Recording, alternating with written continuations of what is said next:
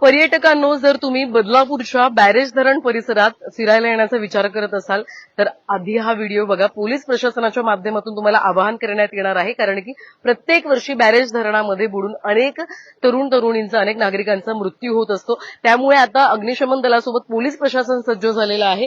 Police प्रशासनाचं काय आवाहन आहे आपण अधिक माहिती घेणार आहोत.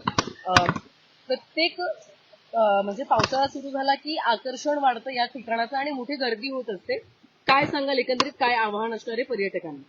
बदलापूर पश्चिम पोलीस स्टेशन तसेच ठाणे शहरतर्फे सर्व या हद्दीत राहणारे किंवा बाहेरून येणाऱ्या पर्यटकांसाठी आव्हान असेल की येथे पाण्यामध्ये पोहण्यासाठी वगैरे येण्याचा विचार करू नका. दिसायला सोपं जरी वाटत असलं तरी प्रत्येक परिस्थितीनुसार इथे बदलापूर हे पूरग्रस्त म्हणून गणला जात असतो आणि पाण्याचा फ्लो हा वरून येणाऱ्या पाण्यामध्ये प्रत्येक वेळेला करंट वगैरे बदली होत असतं. आपल्याला नॉर्मल वाटतं पण परंतु फसतो. याच्या अगोदरही आपण बघितलेले आहेत की चांगले पोहणाऱ्या स्विमर जरी असले तरी त्यांचा देखील इथे इन्सिडेंट झालेला आहे आणि अशा बऱ्याच प्रकारे इन्सिडेंट होतात.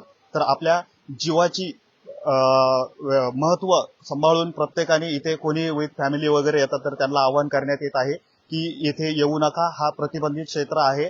येण्यासाठी मज्जाव केलेला आहे, बंदी केलेली आहे. तसेच पोलीस प्रशासन हे इथे न येण्यासाठी किंवा आपत्कालीनसाठी सज्ज आहे. नगरपालिका, आपत्ती व्यवस्थापन तसेच फायर ब्रिगेड, पोलीस प्रशासन हे एकत्रित सामूहिकरित्या इथे येणाऱ्या काही आणीबाणी प्रतिकूल परिस्थिती असतील, येणाऱ्या पावसाळ्यामध्ये ज्या काही प्रतिकूल परिस्थिती असतील त्यासाठी आम्ही सर्व एकत्र मिळून सज्ज आहोत.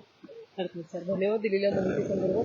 आपण बघत असाल तर एकंदरीत हा बॅरेज धरणाचा परिसर आहे. बारवी धरण आहे. अनेक नद्या आहेत बदलापूर शहरात आणि याच ठिकाणी फिरण्यासाठी, निसर्गाचा आनंद घेण्यासाठी अनेक जण येत असतात. पण आता मज्जाव करण्यात आलेला आहे या ठिकाणी. जर तुम्ही येत असाल तर इथून तुम्हाला एंट्री जी आहे ती दिली जाणार नाहीये.